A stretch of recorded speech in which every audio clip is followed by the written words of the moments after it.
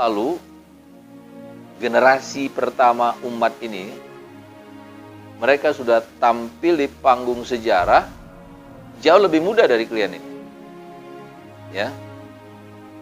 Imam Syafi'i, kalian tahu kan Imam Syafi'i, umur 7 tahun dia hafal Quran. Umur 10 tahun dia hafal kitab hadis Al-Muwatta namanya. Isinya ribuan hadis yang dikarang oleh Imam Malik. Umur 15 tahun dia sudah menjadi mufti besar di Madinah. Umur 15 tahun. Jadi pada waktu itu ulama dari seluruh dunia kalau hendak mengeluarkan fatwa harus konsultasi dengan beliau di Madinah. Umur 15 tahun. Ya kan? Saya akan sebutkan beberapa nama. Yang pertama, ada seorang sahabat Nabi namanya Usama bin Zaid. Umur 18 tahun sudah diangkat Nabi menjadi panglima perang. 18 tahun. Ya, Usama bin Zaid. Anak dari Zaid bin Harithah. Kemudian ada Sa'ad bin Abi Waqqas. Dialah yang pertama sekali melontarkan anak panah dalam agama ini. Jadi 13 tahun Nabi berdakwah, Nabi melarang melawan.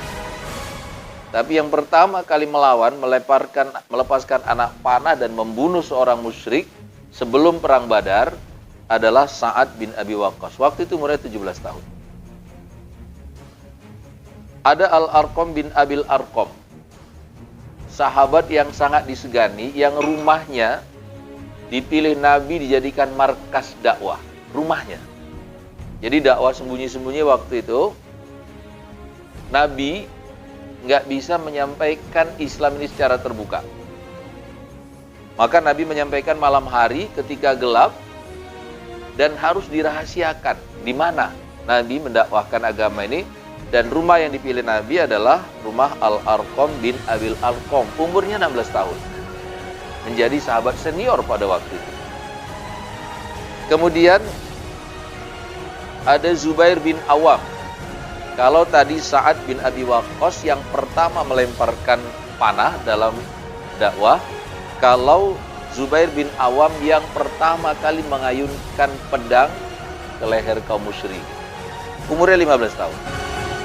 Ya, umurnya 15 tahun. Kemudian Zaid bin Sabit. Antum tahu Zaid bin Sabit ini penulis wahyu. Umurnya 13 tahun. Tapi dipercayakan Nabi menulis wahyu. Tiap ayat yang turun Nabi sampaikan sama Zaid bin Sabit, tulis. Ya. Selanjutnya ada Attab bin Usaid, diangkat Nabi menjadi gubernur Mekah ketika usianya baru 18 tahun. 18 tahun jadi gubernur. Ya. Nah, selanjutnya ada dua sahabat kental, dua orang nih. Yang satu namanya Masya Allah. Sebentar. Mu'az dan Mu'awis. Mu'az bin Amr dan Mu'awis bin Afro. Sahabat kental nih. Yang satu umurnya 13 tahun, yang satu umurnya 14 tahun. Dalam perang Uhud, dua anak ABG ini memaksa ikut. Nabi bilang, nggak boleh kalian anak-anak. Tapi mereka nggak mau pulang. Ketika pasukan mulai bergerak, mereka malah menyusup ke dalam pasukan. Umurnya 13 dan 14 tahun. Karena nggak bisa dicegah untuk ikut, maka Nabi akhirnya mengizinkan mereka berdua ikut. Ada cerita yang menarik. Waktu dikasih pedang, orang Arab itu kan tinggi-tinggi. Pedangnya itu panjang, itu disarungkan di pinggang. Ya. Nah, ketika Mu'az dan Mu'awi dikasih pedang, pedangnya disarungkan di pinggang, jalan nyeret ke tanah pedangnya. Karena masih anak-anak.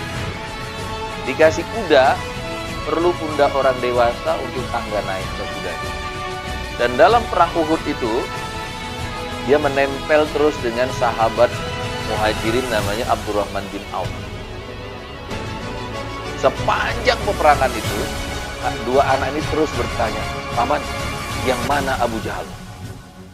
Yang mana Abu Jahal? Mereka anak Madinah, mereka nggak kenal Abu Jahal. Yang mereka tahu Abu Jahal itu sangat jahat kepada Nabi ketika Nabi masih di Mekah. Maka mereka harus bersama sahabat muhajirin yaitu Abdurrahman bin Auf yang kenal betul dengan Abu Jahal itu. Maka waktu Abdurrahman bin Auf nunjuk, yang itu orangnya. Maka dua bocah begini menerjang, gak kenal ampun. Gak kenal ampun. Sampai akhirnya Abu Jahal terbunuh.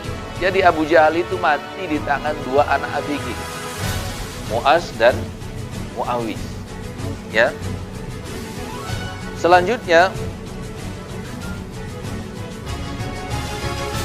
Sultan Al-Fatih yang tersohor dari Turki Utsmani. Itu menjebol benteng Bizantium yang sudah ratusan tahun nggak bisa ditembus. Siapa yang bisa menembus benteng Bizantium itu artinya dia akan meruntuhkan kekuasaan Romawi pada waktu itu. Umurnya 22 tahun. Dan Bizantium itu rontok di tangan Sultan Al-Fatih. Pertanyaannya, apa karya besar yang sudah antum buat di umur sekian? Ya kan? Kalaupun belum dibuat, kira-kira apa rencana antum? Rencana besar apa yang sudah antum bangun? Ya? Gitu.